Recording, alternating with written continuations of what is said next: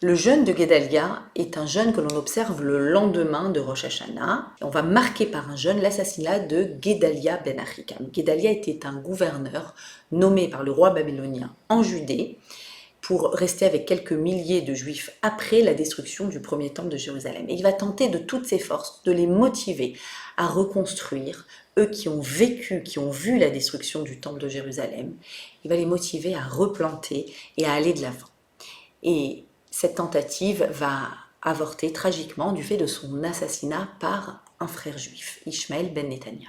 On peut avoir l'impression que ce jeune-là est là un peu comme un cheveu dans la soupe dans une période différente, une période qui est entièrement consacrée à la teshuva, au repentir. En réalité, si les sages ont retenu cette date-là, à cette période, eh bien c'est que c'est précisément très lié à la période de teshuva, d'introspection dans laquelle nous nous trouvons. Maïmonide, dans son livre sur les lois sur les jeûnes, va utiliser la terminologie suivante quand il va parler du jeûne de Guédalia. Il va dire que ce jour-là a été éteinte la dernière braise d'Israël. On va s'arrêter sur ce terme. Qu'est-ce que c'est que la braise d'Israël? Une braise, eh bien, c'est le signe d'un feu qui a existé, qui n'est pas encore éteint. Et d'ailleurs, si on ravive ces braises, on peut réussir à rallumer le feu. Ce n'est pas un nouveau feu. C'est l'ancien feu qui a été rallumé grâce aux braises qui sont restées. Quand Maïmonide utilise ce terme, il signifie, nous dit Rav Moshe Shapira, que quand il va y avoir un retour 70 ans après, eh bien c'est un nouveau feu qui va se rallumer, ce n'est pas l'ancien feu. Et il explique que c'eût été bien différent si Guédalia avait été présent et avait pu continuer à faire reconstruire, eh bien ça aurait été la flamme existante du premier temple de Jérusalem qui aurait continué à travers le deuxième.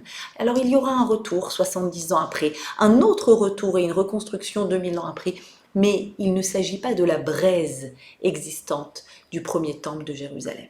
En cette période, eh bien, on vit une teshuva, c'est-à-dire une période de retour. Le retour vers notre intériorité, vers ce qui est resté intact à l'intérieur de nous, vers ce qui fonctionne, malgré l'année passée et nos erreurs et nos fautes. Ce que l'on cherche à faire à travers ce mouvement de retour, eh bien, c'est de raviver notre flamme. Or, bien souvent, quand on a failli, quand on a fait une erreur, ou que d'autres ont fait une erreur, qu'on a vécu une déception, quelque chose de difficile, eh bien, on peut avoir une tendance, une force négative à l'intérieur de nous qui peut se réveiller, qui est une force d'autodestruction, une force de sabotage, une force qui va nous pousser à détruire la dernière braise existante. Qu'il s'agisse de notre rapport à la Torah, de notre rapport aux autres, le rapport à notre couple, eh bien, ce jeûne est là, précisément dans cette période, entre Rosh Hashanah et Yom Kippour, tel un rappel.